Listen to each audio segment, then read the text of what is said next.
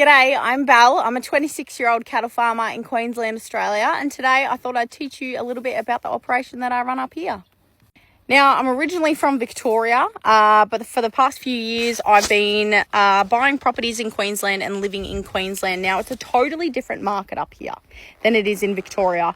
Down there, I was running breeders, so I had cow and calf units, and I was breeding Black Angus, Speckled Parks, Murray Greys. Now, up here in Queensland, it's a hotter climate. Down in Victoria, it's fucking cold as balls. It's the main reason why I moved. But since I moved so far away, I've had to go to the sale yards and learn the sort of market up here because the cattle are completely different down there. Down in Victoria, you've got your Bos Taurus cattle. Up in Queensland, up in the north of Australia, it's very common to have Bos Indicus cattle. Now, I've done a video on this before, but I'm going to refresh your memory so you don't have to find that video.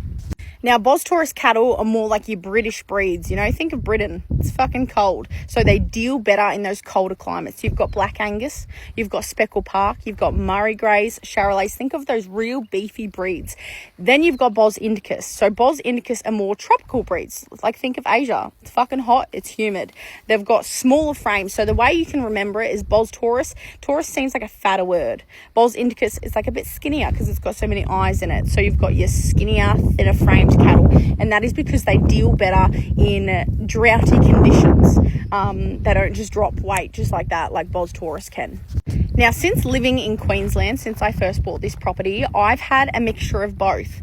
I was learning the market. When I first bought this property, I had a ton of feed and I had to put cattle on there ASAP, but the market was pretty fucking expensive. It was peak, it was wet season, so wet season is like the summertime, but it's raining a fucking lot, so everyone's got a bit of grass, so the market is up there. Anyway, I just bought whatever was cheap, which was Bos Indicus cattle, and a bit of Bos Taurus. Just really depends. So I've got a mixture of both. I've got pure Bos Taurus, I've got pure Bos Indicus, and then I've got mixed breds. And now that I've been here a few years, I am slowly getting into breeders because I was doing breeders down in Victoria, but I really wanted to learn the market up here, and it's very common to have mixed breds of both so they can cope in the hotter climate, so they can cope in the colder climate, you know.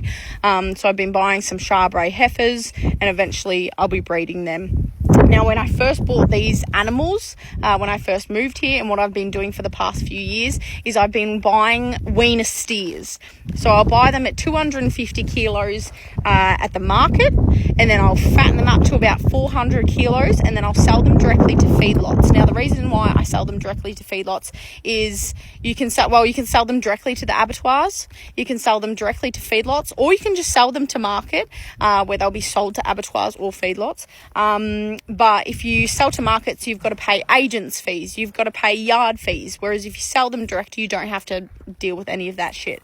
So I usually sell to feedlots, buy them at 250 kilos, these steers, and then I sell them at 400 kilos. Now, some feedlots are very particular with what they want. I sell to two different feedlots. One of them is they want, minimum cattle at 380 kilos, but they favour stuff over 400 kilos, and they're very particular on the breeds.